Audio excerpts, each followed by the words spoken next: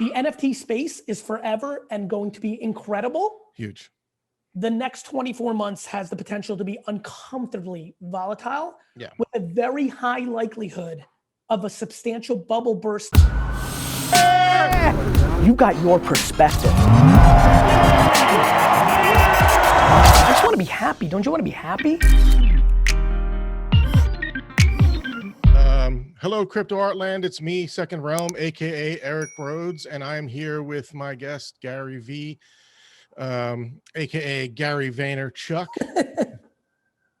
And yours is much more creative as a front-facing name. Mine was very basic. Yeah. I've had mine for about 30 years, but I just started using it in the art world. Love that. Yeah, so tell me, let's get right into it. I want to hear about your 500-foot view of the NFT space, and then give me like a prediction over the next 2 years where you see things going. My overview is that it is inevitable and will be to me, this is not a technology or a movement or a social norm that kind of goes away. I think there's not a day that I live on Earth for the rest of my life that NFT is not a conversation that is happening. Similar to internet, similar to social networks. Like I just don't see, so like I view the, the non-fungible token blockchain realities of the digitalization of assets far beyond the art and collectibles that is so easy to understand in something that's complicated for most. I think this obviously goes into every transaction that's not fungible, so like selling a home, a piece of land, and many, many, many, many other transactions. So I think it's going to affect the way people launch music and books. Like I myself am rethinking a very lucrative book deal on the table for me. Yeah. Because now I have a different path in my head to what I would do. Yeah, there's digital ownership for you right through the entire process. Correct. And really like the ability to sell the NFT and then the book comes, but then I have a secondary income stream if people are trading the book collectible, and then the metadata of me saying, well, you're part of my book club, and no audio book, but we can do Q&A. Like it just changes everything. Yeah, one of the things that I think that people talk about is, when it comes to like the collectible, the digital collectible, and then the physical, is their concern is, well, what happens when I get the physical collectible, and the digital one, do they have to be together? And I think of them as like, remember the old Beckett magazines with card inserts? Yes. You would keep the cards, you would hold on to them as collectibles, but the magazine was in and of itself its own physical item. I see the same thing. Yeah, and I see similarities. The way I've been explaining to people is like, look, that's the most important part of NFTs for me is, does the human being or the human beings behind a project understand how to actually build a community? This is why I feel so confident in it, Eric, right? I have spent 15 years building an actual community and have been very thoughtful to not monetize it in a very inefficient, silly, short-term way. Same thing's going to happen with me and with NFTs. I will launch my own project, and that project will live with me for the rest of my fucking life. Not, here's a fucking photo of me, buy it, and I'm going to sleep. Right. All of the metadata will be the project, not the actual imagery or the short-term transactional nature. We'll go into that a little bit later. Let me give you the prediction. So macro view is, holy shit, this feels like 95 and 2005. 95 for me was oh my God, this internet, World Wide Web, information superhighway. This is forever. I'm gonna put my liquor store on it. It's gonna change my life. That happened. 2005 for me was, this MySpace Friendster thing, the Facebook, oh my God, February 2006, this YouTube thing. Wait a minute, this feels a lot cooler than message boards and comments in a blog. Hey, this is forever. This is humans communicating on top of the internet like we do in real life. It wasn't even social media at the time. I called it Web 2.0. These Web 2.0 sites, they're gonna change the world. Well, here we are 15 years later, and we're still in the dawn of social networks. Not even, you know what I mean? Like, yes. Facebook had a long run Inc. TikTok is a new club. Like, so, oh, right. We will communicate over the internet, right? Yeah. E-commerce for me in 95 was we will shop over the internet. To me, oh, we will buy everything in a digital form over this thing called a blockchain. So to me, this is a forever. Now, the more interesting part. In both 95 and 2005, I saw every project that I could because I'm that guy, and 97% of them failed. And that was hard. It was hard to raise capital and start a meaningful business on top of these platforms. NFTs are easy. The ability, after you learn a little bit, to mint and put on a marketplace anything. I sold a tweet for $2,000 right now on Cent.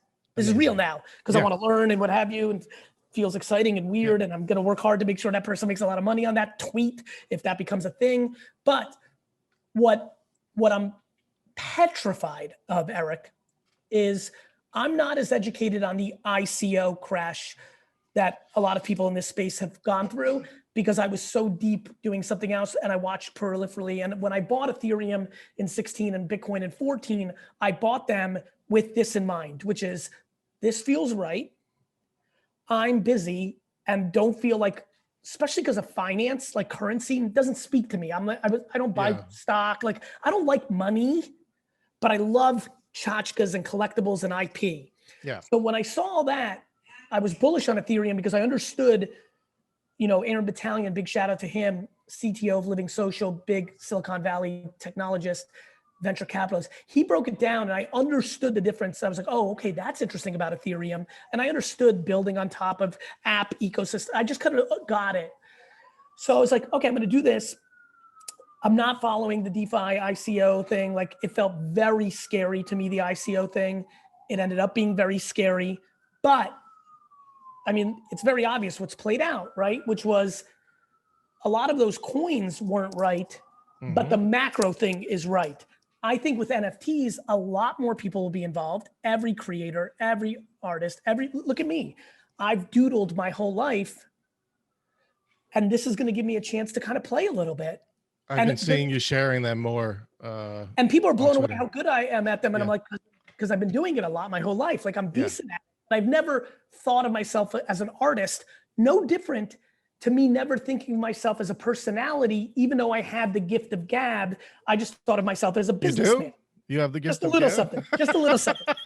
So Eric, here's what I would say. In the macro, it's one of the biggest technology shifts and cultural norms of our lifetime, you and mine and the people listening.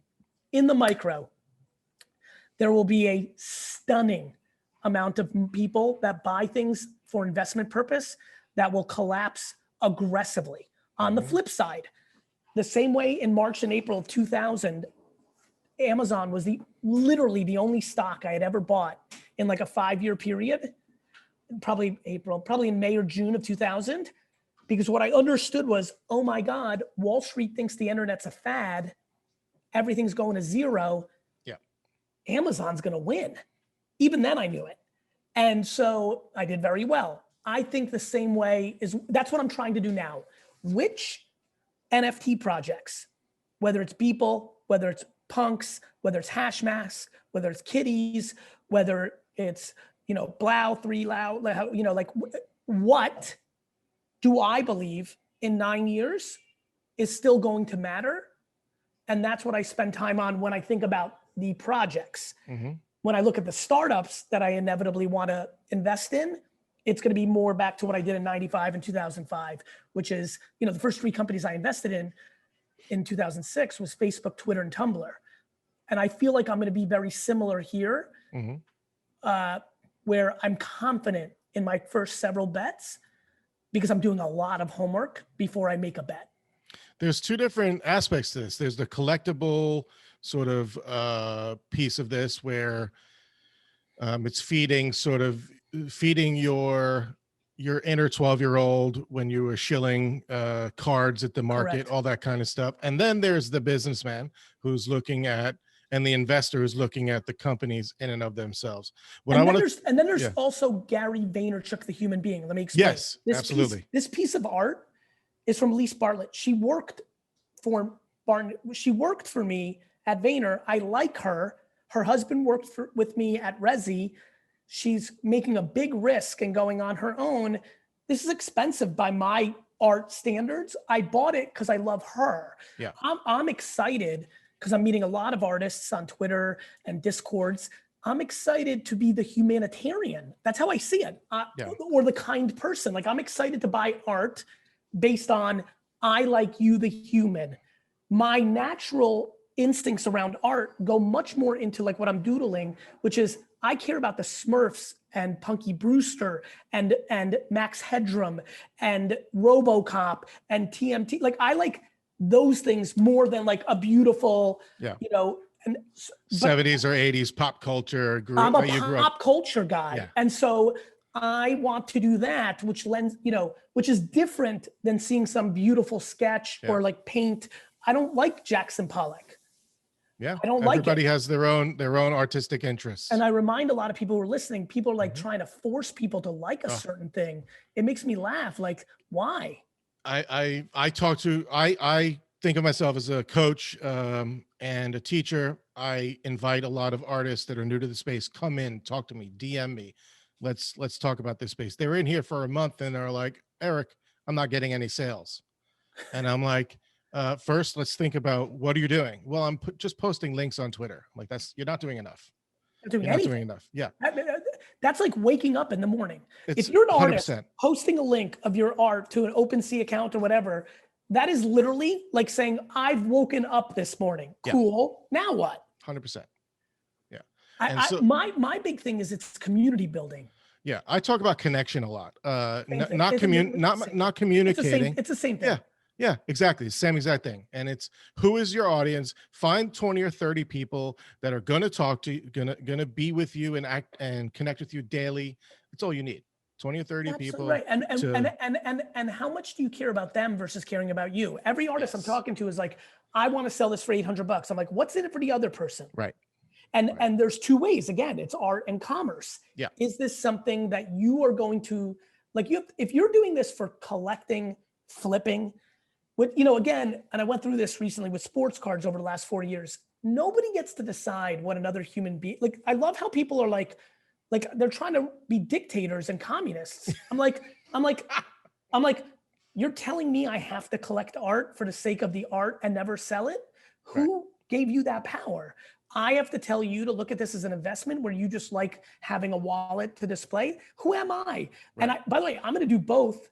But I'm going to do mine. It's why I brought up the Elise thing. I'm going to support artists that I have an actual connection to from a human standpoint. Yes. Not to their art, because I've never been affected by art that way, the art that I'm incredibly affected by is character creation.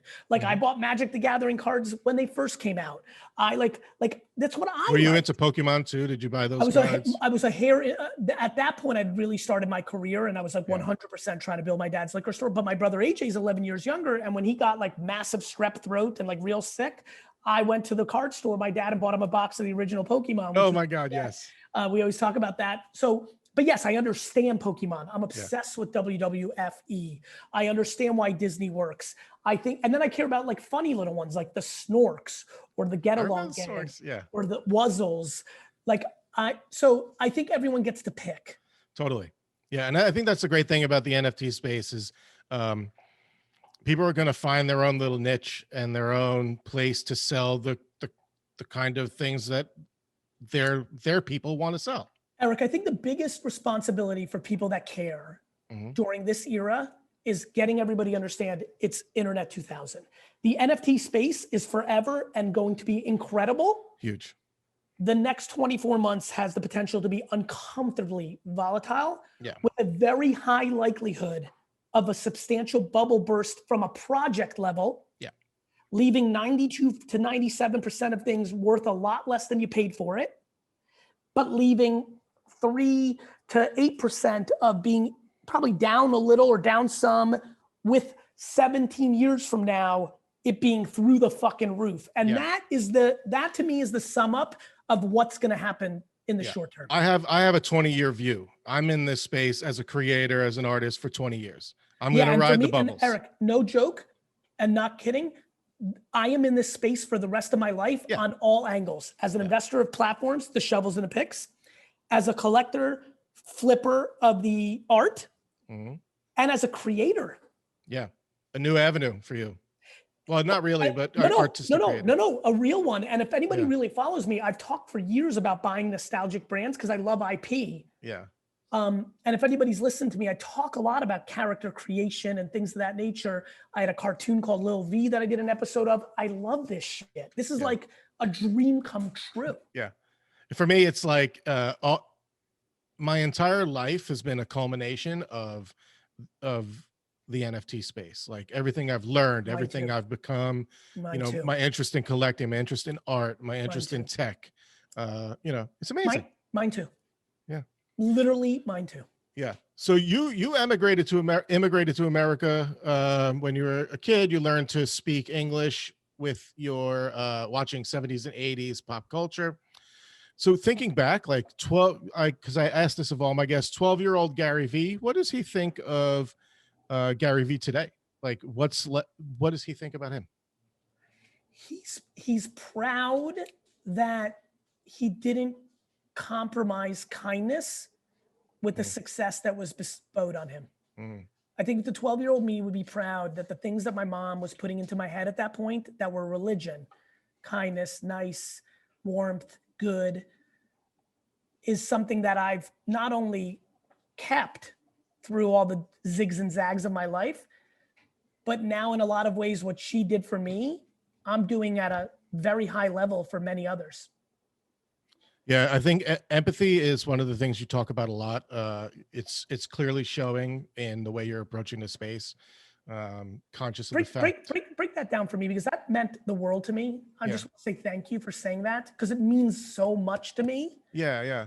I just want to get your perspective. Like, what are you seeing? Well, you're taking care to be mindful about your weight as an influencer coming into the space, but you're also, you're bringing value to me by jumping on my show, right? I know that. And I'm highly aware of that, very in tune to that, but you are too. And that's a key aspect of your approach that I think is so genuine. And then some people miss on because they just see whale coming in. Correct. And so like my hope in bringing you on the show is to show that side. I always, my goal for this podcast is to capture this time and moment in space, and then in 20 years have a tremendous amount of like content that can be turned into a documentary from artists that were nobodies or somebody, No, it's 100% going to happen. 100%. I just lived it. I was in hotel rooms with Mark Zuckerberg and Travis. Like I lived this. Exactly. I missed out on all that. But I see this moment for that. I can see it. Yeah, I see. He's got goosebumps. Yeah, like I don't know. I know this is audio and video. Like, yeah, it's 100% going to happen. The part that hurts, to your point, people don't dig. Like, do you know what gives me anxiety? That in 17 months or 9 months, when there's a big burst on the projects, I'm going to get bombarded with fucking Garyvee, you asshole, you son of a bitch, snake oil salesman. And I'm like, motherfucker, I've been on podcast after podcast, tweet after tweet saying macro, yes, micro, here's what's going to happen. Yeah, they're not fucking listening. And that's what it is.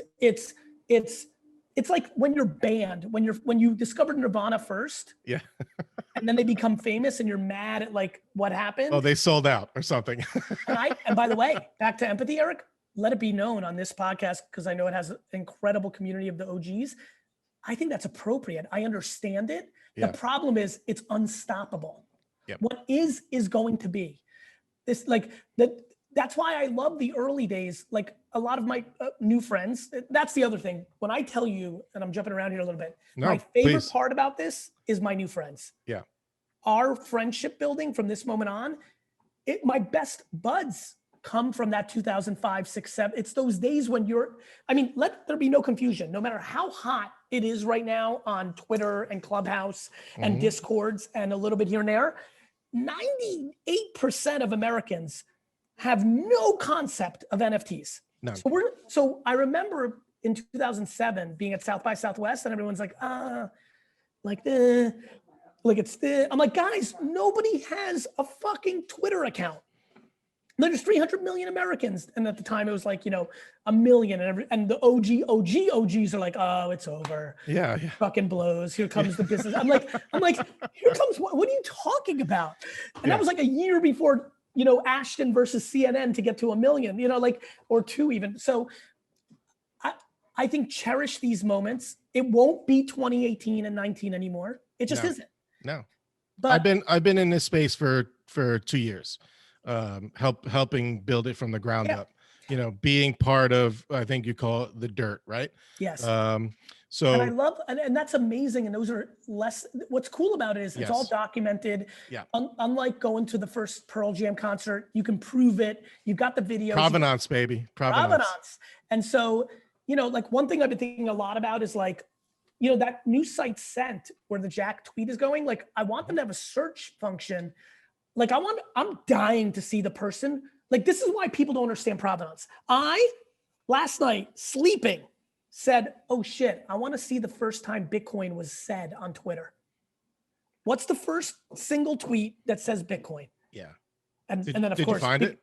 I haven't done that yet. Yeah. But like what I'm hoping is that between Sent and Twitter, in their relationship, if they have a relationship, if they're going to have a relationship, seeing that Jack acknowledged them in such a serious way. Yeah. Imagine having the ability to search on one of those 2 sites the first time a word was mentioned. Insane. Insane. I tried to look for the first time it was another keyword, but the same thing, right? When was the first time something was said? So anyway, it's kind of difficult to find. It's gonna matter. Like who was ready? Here's some fun stuff. This is what I say with friends that have no idea what I'm talking about. Like, do you think it's cool to know the first person that bought the first ticket to the first showing of ET? Do you think that's cool? And absolutely, universally, everyone's like, yes. I'm like, guess what? That is going to be the world. Yeah, exactly. We're going to be able to see, and you know, for collectors, and it's going to be who the wallets that content has passed through. Are you kidding? It's the greatest thing ever. I would buy right now a collectible that Randy the Macho Man Savage once held. Right? 100%. Yes. Like, people don't understand how social currency works. It's why you're wearing the beard that you're wearing right now. Totally. It's why people are like, Gary, I don't get NFTs. I'm like, you have a Gucci bag. They're like, yeah. I'm like, that's NFTs. They're like, what do you mean? I'm like, why'd you buy that? Right. You're flexing, you're socially communicating.